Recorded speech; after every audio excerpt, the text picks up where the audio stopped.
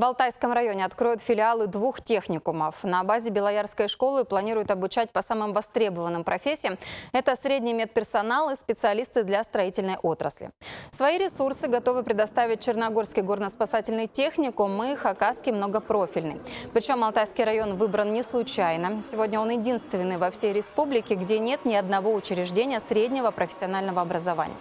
Оба филиала будут принимать на учебу после 9 класса.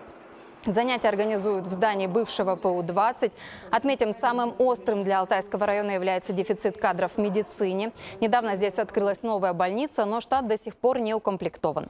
Обучение на месте, уверены власти, как раз-таки и даст хороший стимул для местных выпускников, чтобы получить востребованную профессию и остаться работать в родном селе.